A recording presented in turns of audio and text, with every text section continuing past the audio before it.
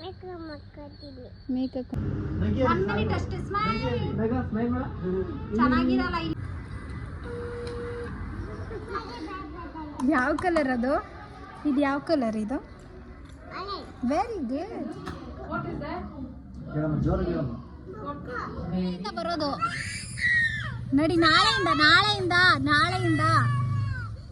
ನೋಡ್ರಿ ಸ್ಕೂಲಲ್ಲೇ ಹೋಗ್ಬೇಕಂತ ಹಠ ಮಾಡ್ತಾವಳೆ. ಎಂತ ಮಗಳು ನನಗೆ.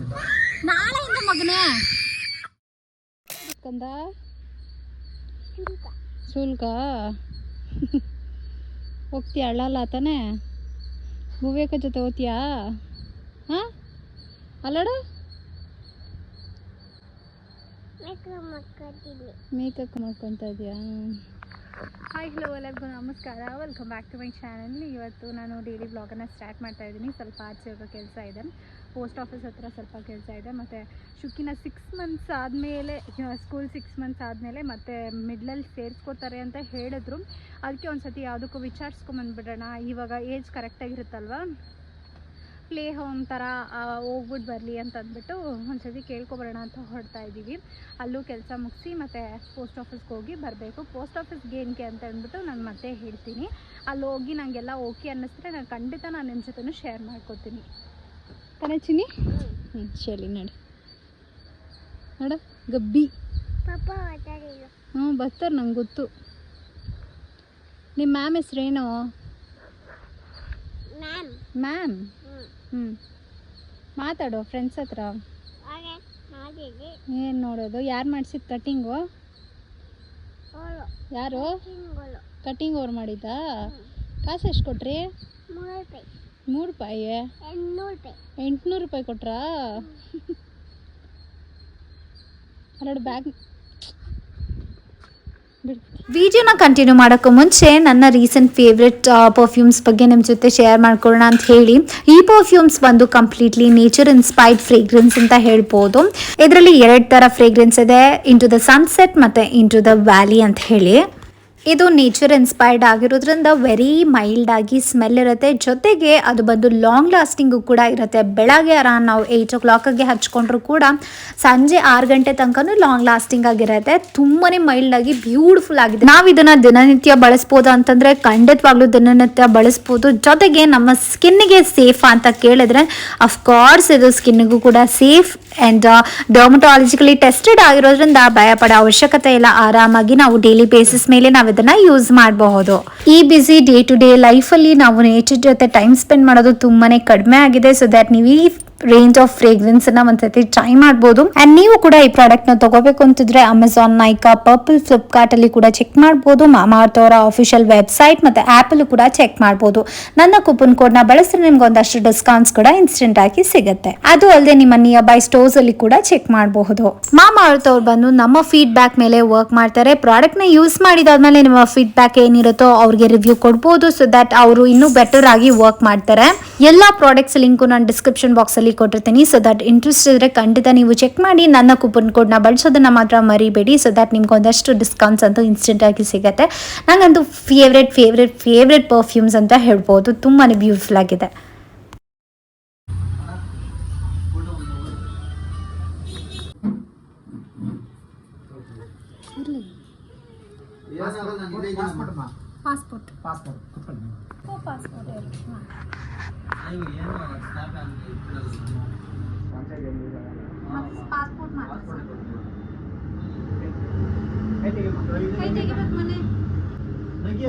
ಅಷ್ಟೇ ಸ್ಮೈಲ್ ಚೆನ್ನಾಗಿರಲ್ಲ. ಇಲ್ಲಿ ನೋಡಿ, ಇಲ್ಲಿ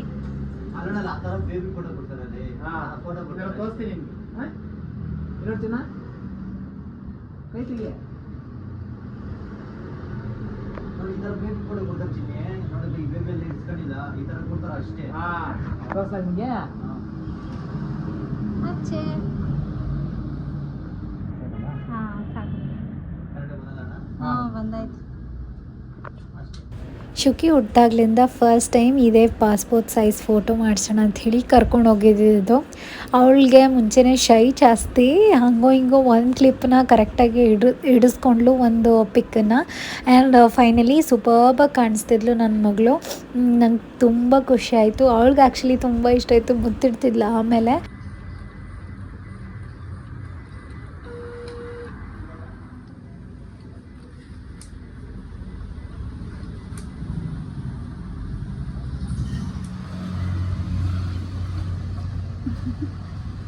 ಚೆನ್ನಾಗಿದೆಯಾ ಚೆನ್ನಾಗಿದೆಯಾ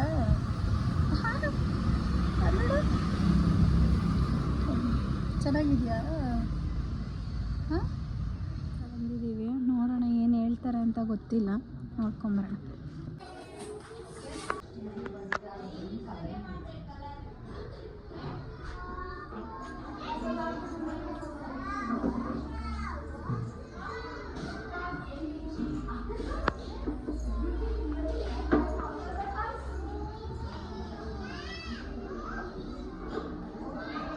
कुछ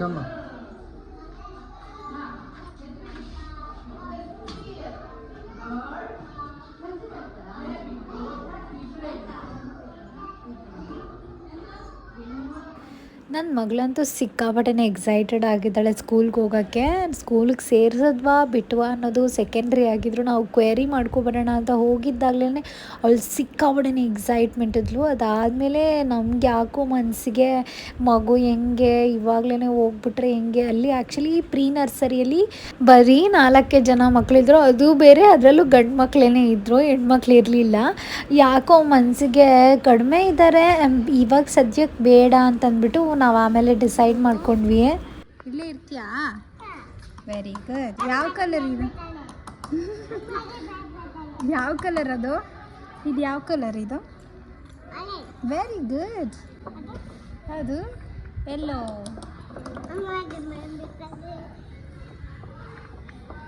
स्कूल है नाम बोलना स्कूल का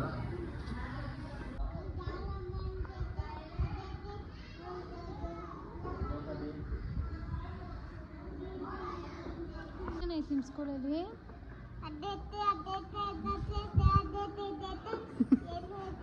ಏನಿದೆ ಅದೈತೆ ಇದೈತೆ ಇದೈತೆ ಅದೈತೆ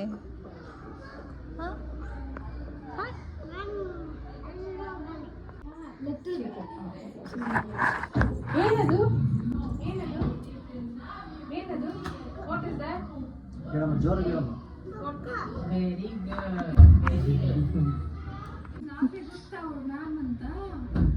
ಗುಡ್ ಟಚ್ ಮನೆ ಸ್ಟಾರ್ ಫೋಟೋ ತಗೊಂಡು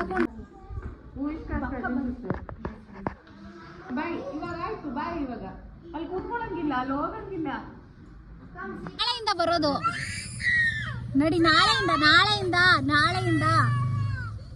ನೋಡ್ರಿ ಸ್ಕೂಲಲ್ಲೇ ಹೋಗ್ಬೇಕಂತ ಹಠ ಮಾಡ್ತಾವಳೆ ಎಂತ ಮಗಳು ನನಗೆ ನಾಳೆಯಿಂದ ಮಗನೇ 9 ಗಂಟೆಗೆ ಬಂದಿದ್ದು ನಾವು ಅಯ್ಯೋ 8 ಗಂಟೆಗೆ ಬಂದಿದ್ದು ನಾವು 9 ಗಂಟೆ ಮಾಡಾಕಿದ್ರು ನಾನು ಯಾವಾಗೋ ರೆಡಿ ಆದೆ ನೋಡ್ರಿ ರೆಡಿ ಯಾವಾಗ್ಲೂ ನನ್ನ ಮೇಲೆ ನೀನು ಹೇಳ್ಬೇಡ ಯಾವಾಗ್ಲೂ ಲೇಟ್ ರೆಡಿ ಆಗ್ದಿರ ಹಂಗೆ ಕುತ್ಕೊಂಡು ಮಾತುಗಳು ಹೇಳ್ಕೊಂಡು ಅವಳು ರೆಡಿ ಆಗಿಲ್ಲ ಆಮೇಲೆ ಅವ್ರು ಬಂದಿದ್ದೆ 5 ನಿಮಿಷಕ್ಕೆ ರೆಡಿ ಆದೆ ನಾನು ಅಜ್ಜಿ ಸರಿ ಬನ್ನಿ ಗೈಸ್ ಹೇಗಿರುತ್ತೆ ಫಸ್ಟ್ ಟೈಮ್ ನಾನು ಒಂದು ಆಂಧ್ರ ಸ್ಟೈಲ್ ಮದುವೆಗೆ ಹೋಗ್ತಾ ಇರೋದು ಫಸ್ಟ್ ಟೈಮು ನೋಡೋಣ ಇನ್ಯಾವುದಕ್ಕೆ ಹೋಗಿದಿರ್ಲೇ ಗಾಡಿಗೆ ಹೋಗೋಣ ಬಪ್ಪ ಗಾಡಿಗೆ ಹೋಗೋದು ಅವ್ರು ಕಾರಾಗ ಹೋಗ್ತಾರ ನೀನು ಅವ್ರ ಜೊತೆ ಕಾರಾಗ ಹೋಗಿ ನಾವಿಬ್ರು ಗಾಡಿಯಾಗ ಬರ್ತೀರಿ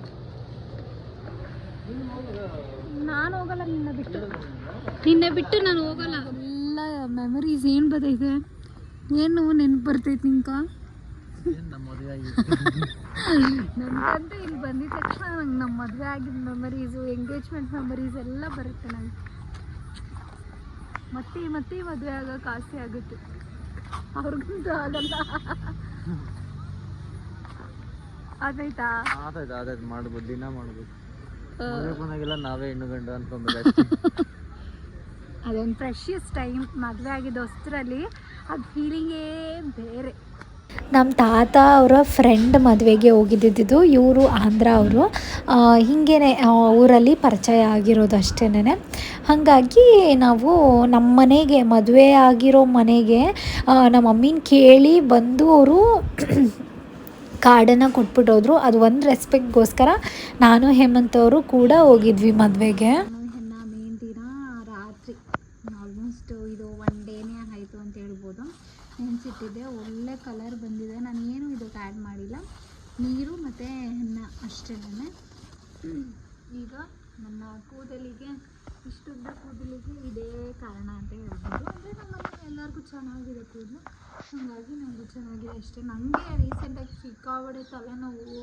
ಮತ್ತು ಈ ಎನ್ಸ್ ಎಲ್ಲನೂ ಕೂಡ ತುಂಬ ಸ್ಪ್ಲಿಟ್ ಆಗಿದ್ದ ಕಾರಣ ನಾನು ಕಟ್ ಮಾಡಿಸ್ಕೊಂಡು ಬಂದೆ.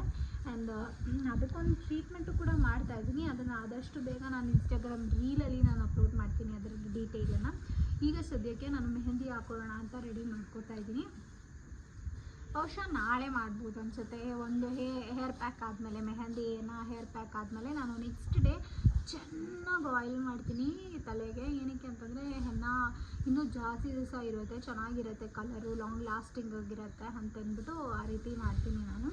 ಈಗ ಸದ್ಯಕ್ಕೆ ಚಿಕ್ಕ ಕೂದಲಲ್ಲ, ಬೇಗ ಹಾಕ್ಕೊಂಡ್ಬಿಡ್ಬೋದು. ಮುಂಚೆ ಅಂತಂದರೆ ಇಷ್ಟುದ್ದ ಬರ್ತಿತ್ತೇನೋ, ಕೂದಲು ಬಿಟ್ಕೊಂಡಿದ್ರೆ ಇಷ್ಟುದ್ದ ಕೆಳಗಡೆ ತನಕ ಬರ್ತಿತ್ತು. ಏನು ಇಲ್ಲ, ವೆರಿ ಸಿಂಪಲ್. ನಾನು ರೂಟ್ಸಿಗೆ ಮಾತ್ರ ಚೆನ್ನಾಗಿ ಅಪ್ಲೈ ಮಾಡಿಕೊಂಡು, ಲೆಂತಿಗೆ ನನ್ನ ಕಲರ್ ಚೆನ್ನಾಗೇ ಇದೆ ಲೆಂತಲ್ಲೆಲ್ಲ. ನಾನು ಈ ರೂಟ್ಸಿಗೆ ಮಾತ್ರ ಸ್ವಲ್ಪ ಬೇಕು ಟ್ರೀಟ್ಮೆಂಟ್ ಅಂತಲೇ ಹೇಳ್ಬೋದು. ಇದು ಬೇಗ ಹಾಕ್ಕೊಂಡು ಮುಗಿಸ್ಬಿಡೋಣ.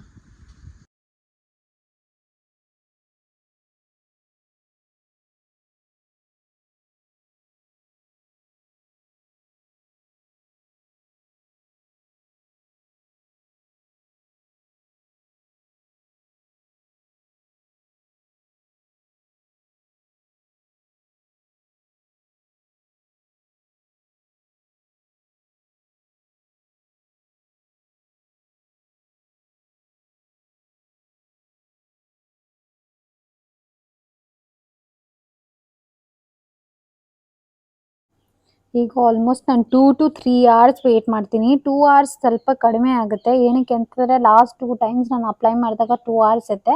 ಅದು ಅಷ್ಟು ಲಾಂಗ್ ಲಾಸ್ಟ್ ಇರಲ್ಲ ಅಂತ ನಂಗೆ ಅನ್ನಿಸ್ತು. ಈ ಸತಿ 3 hours ಇರೋಣ ಅಂತಂದ್ಬಿಟ್ಟು ಪ್ಲ್ಯಾನ್ ಮಾಡಿದ್ದೀನಿ. ಈಗ ಕರೆಕ್ಟಾಗಿ ಟೈಮ್ ಬಂದುಬಿಟ್ಟು 5 ಗಂಟೆ ಆಗಿದೆ. ನಾನು 8 ಗಂಟೆಗೆ ವಾಶ್ ಮಾಡಬೇಕಾಗುತ್ತೆ. ನಾನು ಬೆಳಗ್ಗೆನೇ ಹಾಕೊಳ್ಳೋಣ ಅಂಥೇಳಿ ಪ್ಲ್ಯಾನ್ ಇತ್ತು.